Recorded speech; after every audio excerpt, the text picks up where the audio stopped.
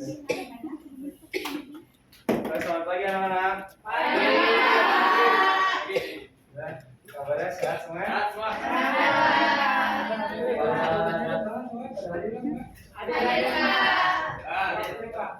Oke, Boim, boleh siapin Boim. Siap. Doa. Salam.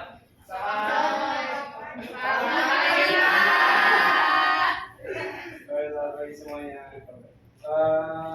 Jadi sebelum kita masuk ke materi kita pada hari ini, ada yang mau review ulang nggak ini materi sebelumnya yang kita pelajari? Oke, boleh bisa. Lalu masalah kita belajar tentang masalah sosial yang dimana dia itu unsur yang tidak sesuai dengan masyarakat sehingga menyebabkan dan menghambat kelompok masyarakat lainnya sehingga ada pencapaian kesehatan sosial. Saya mau nambahin Pak. Boleh anak? Penyebab masalah sosialnya itu timbul dari kekurangan yang ada di diri manusia atau yang ada di kelompok sosial yang sumbernya itu dari faktor ekonomi, biologi, biopsikologi, dan kebudayaan Pak. Oke, terima kasih Desa sama anak. Oke, sekarang kita akan masuk ke materi selanjutnya itu ketimpangan sosial. Apa itu ketimpangan sosial? Kalau kalian lihat dari gambar ini rumah di Pondok Indah, ini rumah di pesisir Depok ya.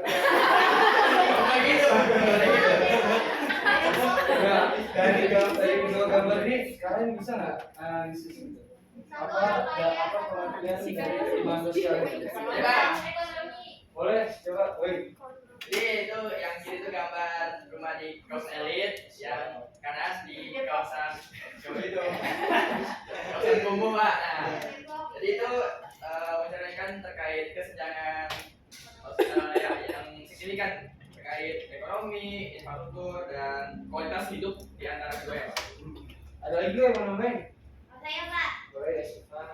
sebenarnya saya setuju Pak sama pernyataan yang dikatakan Boy kalau misalnya itu kesenjangan merupakan ketidakseimbangan Pak yang terjadi di masyarakat. Dimana yang gambar satu itu menunjukkan bahwa adanya kesenjangan atau ketidakseimbangan di antara masyarakat dalam bidang ekonomi, gitu Pak. Oke, makasih Boy, makasih Siva. Jadi betul ya anak-anak. Jadi ketimpangan sosial itu merupakan kesenjangan dalam memenuhi kebutuhan, baik kebutuhan primer atau kebutuhan sekunder di masyarakat. Ini definisi ketimpangan sosial menurut para ahli. Jadi menurut Adrino Caniago, ketimpangan itu buah dari pembangunan yang hanya berfokus pada aspek ekonomi dan melupakan aspek sosial. Terus menurut Budi Winarno, ketimpangan merupakan akibat dari kegagalan pembangunan di era globalisasi untuk memenuhi kebutuhan fisik dan psikis warga masyarakat. Menurut Jalan Kemanusiaan dan Saintur M. Carter, ketimpangan sosial adalah bentuk ketidakadilan yang terjadi dalam pembangunan. Dan menurut Winarno, hasilnya ketimpangan sosial itu dipandang sebagai dampak residual dari proses pertumbuhan ekonomi.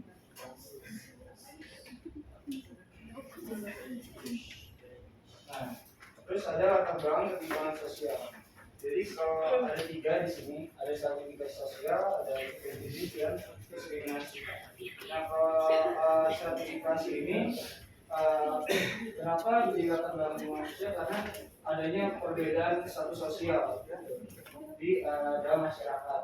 Misalnya si Andre ini orang kaya, katanya tinggi, tapi si Andre tapi beda sama si Gerald. Jadi si Gerald sebagai Gerald ya.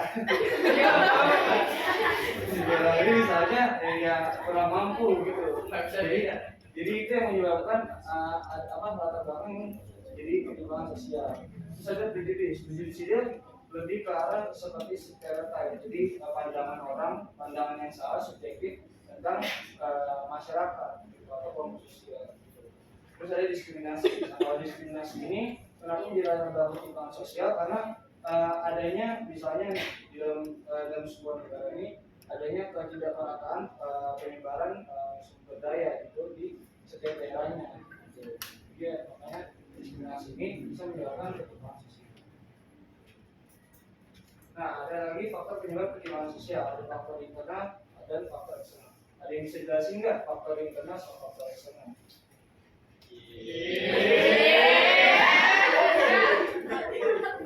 internal dulu. Oke Pak, itu saya dulu ya Pak. Jadi faktor internal itu berasal dari dalam diri kita Pak, dalam diri seseorang nih Pak. Contoh itu sebenarnya kualitas diri seseorang. Nah ini bisa disebabkan karena mungkin kemiskinan yang mengekang masyarakat gitu Pak. Nah, kalau faktor internal itu dari diri kita sendiri gitu. Jadi bisa menyangkut ke keluarga kita, kondisi keluarga kita gitu. Nah, kalau faktor eksternal, Jadi kalau faktor eksternal ini faktor yang berasal dari luar diri seseorang, jadi bisa terjadi karena birokrasi pemerintahan atau hukum negara yang mengekang masyarakat, sehingga mereka ini jadi kesusahan dalam mengembangkan dirinya. Terus juga ketimpangan sosial dari faktor eksternal ini juga bisa memicu terjadinya gejala kemiskinan secara struktural gitu Pak. oke, itu jadi kayak tadi kayak ada diskriminasi, ada ketidakmerataan penyebaran sumber daya oleh pemerintah itu menjawabkan juga ketimpangan sosial. Nah, lanjut ke kondisi faktor menjawab ketimpangan sosial lainnya. Jadi di sini ada kondisi demografi. Jadi kondisi demografi itu kondisi di mana suatu masyarakat itu bertempat tinggal gitu. Itu bisa menyebabkan ketimpangan sosial juga, kondisi pendidikan juga kondisi yang kalau misalnya suatu masyarakat itu pendidikannya itu kurang mumpuni, nah itu bisa menyebabkan ketimpangan sosial di masa depannya.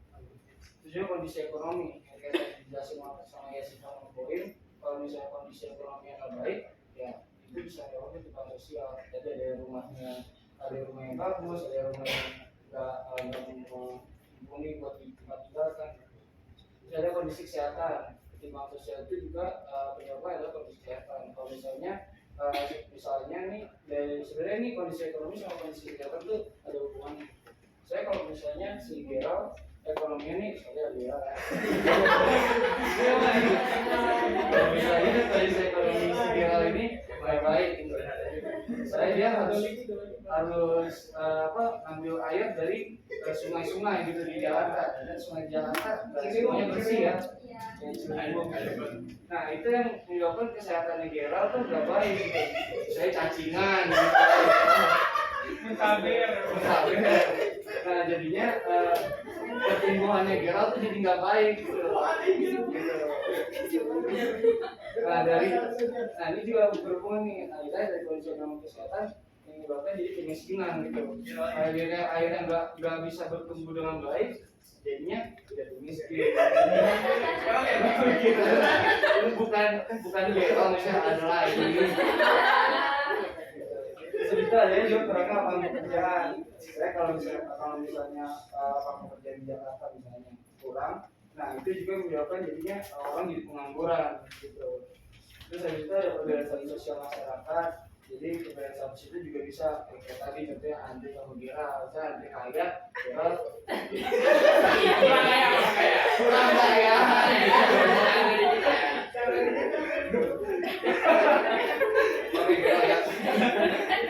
Terus ada otak geografis gitu. Jadi kalau otak geografis itu gimana misalnya kalau kayak penyebaran sumber daya buat ada pemerintahan, ya gimana pemerintah bisa mereach gitu setiap daerah-daerah. Misalnya kalau misalnya tinggal daerah terpencil, nah itu bisa juga bisa juga menyebabkan ketimpangan sosial karena susahnya dijangkau oleh pemerintah.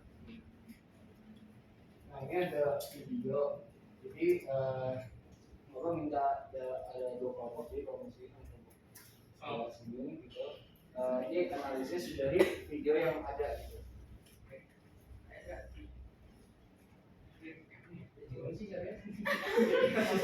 Sama apa saya kudet tuh?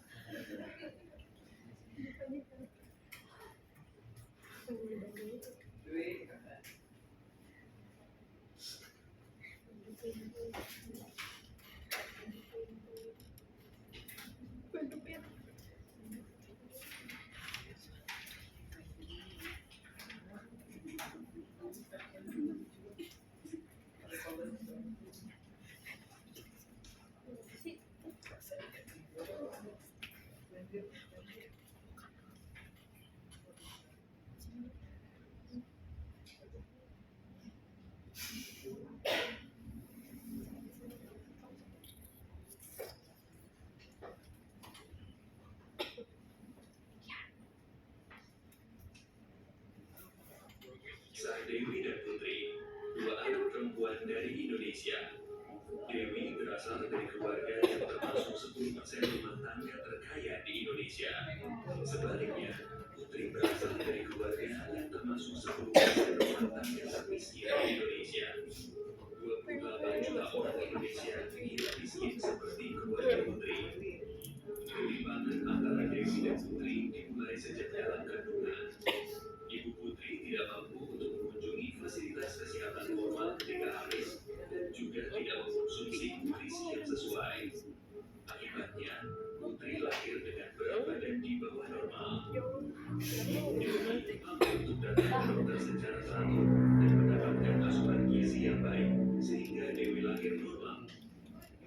Oh, 2 tahun pertama, Putri tidak mendapatkan imunisasi yang lengkap dan asupan gizi yang baik.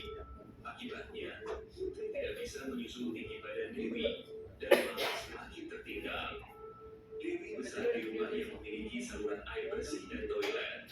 Keluarga Putri tidak memiliki toilet. Karena buruknya sanitasi di lingkungan rumah, Putri sering terkena diare. Penyakit diare menyebabkan pertumbuhan Putri semakin terhambat, sehingga Dewi terus tumbuh sehat dan tinggi. Kesenjangan antara Dewi dan Putri semakin dalam ketika mereka memasuki usia sekolah. Dewi dimasukkan ke dalam program pendidikan anak usia dini yang mendukung pertumbuhan kognitifnya, sedangkan Putri tidak. Dia hanya tinggal di rumah. Dewi sekolah hingga lulus SMA, lalu melanjutkan ke perguruan tinggi. Putri juga sekolah hingga tamat SD. Namun, karena tingginya biaya untuk buku, seragam, dan transportasi, Putri tidak bisa melanjutkan sekolah. Ia terpaksa tinggal di rumah dan membantu mencari nafkah untuk keluarganya. Setelah lulus sekolah, Dewi mendapatkan pekerjaan yang layak dengan gaji yang tinggi. Putri yang hanya lulus SD harus puas dengan pekerjaan di sektor informal dengan penghasilan yang kecil dan tidak pasti dan perlindungan yang minim. Tanpa pekerjaan yang layak, Putri yang kini telah berkeluarga tidak mampu menyekolahkan anaknya atau membawanya ke fasilitas kesehatan ketika sakit. Karena itu, rantai kemiskinan dan ketimpangan terus berjerat dari generasi ke generasi. Tapi, masalah ini tidak hanya dialami oleh 10% termiskin. Hampir 68 juta orang Indonesia yang termasuk 40% terbawah hidup sangat dekat dengan garis kemiskinan. Sangat mudah bagi mereka untuk terperosok ke dalam jurang kemiskinan. Gagal panen, kehilangan pekerjaan, atau sakit bisa menyebabkan mereka jatuh miskin. Tapi mari kita mundur sejenak. Bagaimana jika Ibu Putri bisa mendapatkan perawatan yang layak di saat hamil? Bagaimana jika Putri bisa mendapatkan imunisasi lengkap? Bagaimana jika rumah Putri memiliki air bersih dan sanitasi layak? Bagaimana jika Putri bisa sekolah dari TK hingga lulus SMA? Bagaimana jika Putri bisa mengikuti pelatihan keterampilan dan mendapatkan pekerjaan yang layak? Ini tidak hanya bermanfaat bagi Putri, tapi juga anak dan cucunya. Dan apabila anak lain seperti Putri juga mendapatkan peluang yang sama, mereka bisa bermanfaat untuk komunitas mereka. Dan pada akhirnya, mereka akan bermanfaat untuk Indonesia. Tapi ini semua dimulai dari memberikan Dewi dan Putri kesempatan yang sama.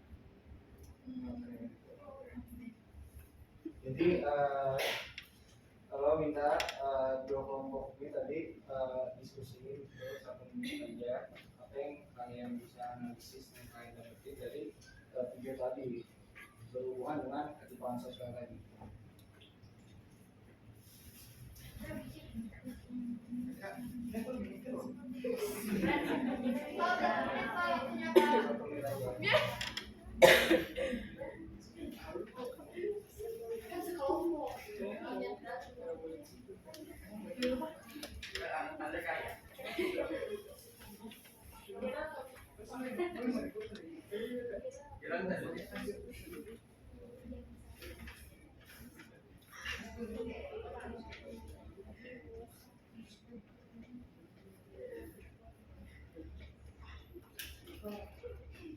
Tidak ada yang bisa jawab? Boleh dari kelompok sing dulu. Sudah.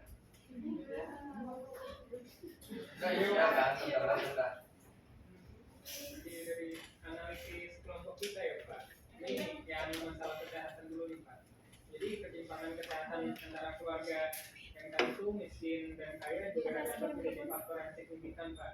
Keluarga yang kaya memiliki akses yang lebih baik ke perawatan medis, Pak, layanan kesehatan yang berkualitas dan asuransi kesehatan. Mereka juga memiliki kesempatan untuk menjalani gaya hidup sehat.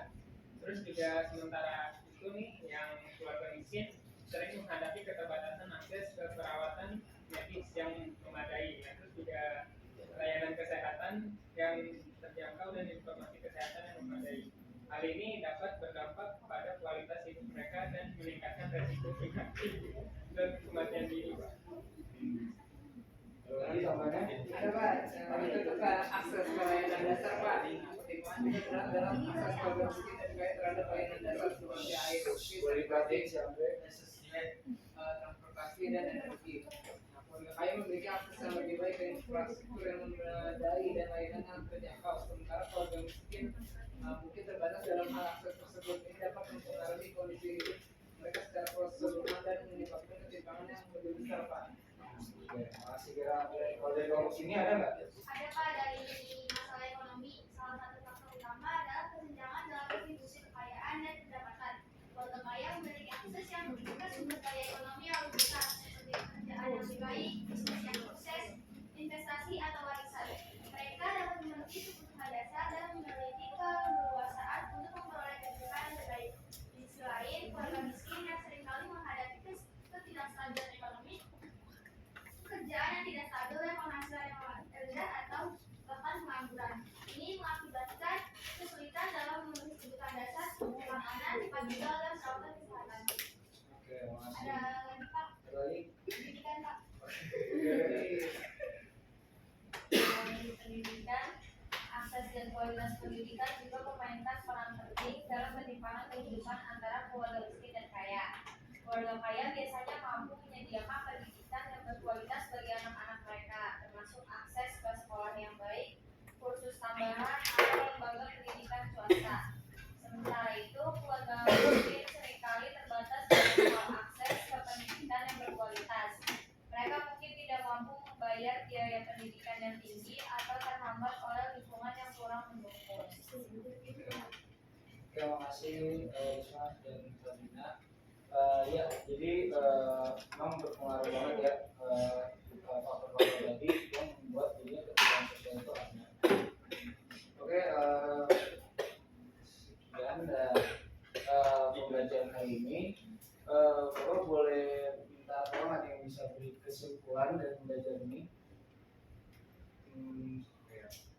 Anissa deh, Anissa bisa nggak beri kesimpulan dari pembelajaran tadi? Jadi kesimpulan dari pembelajaran kita hari ini, yakni mempelajari tentang ketimpangan sosial, Pak. Jadi tadi berdasarkan video kan jadi jelasin tadi ada pengaruh ketimpangan dari segi ekonomi, kesehatan, dan juga lain-lainnya. Jadi berdasarkan video tersebut juga tadi ketimpangan yang ada itu bisa diatasi apabila kita mempunyai hak yang sama dari tadi, Pak. Terima kasih Lisa. Oke, sekian pelajaran hari ini karena habis waktunya. Meminta kalian lebih semangat lagi belajarnya menjelang ujian akhir. Semoga kalian bisa terus semangat dan mendapatkan nilai yang terbaik. Oke, Boim boleh tutup Boim. Siap. Doa. Salam. Assalamualaikum Terima kasih, Pak. Sama-sama. Terima kasih, Pak.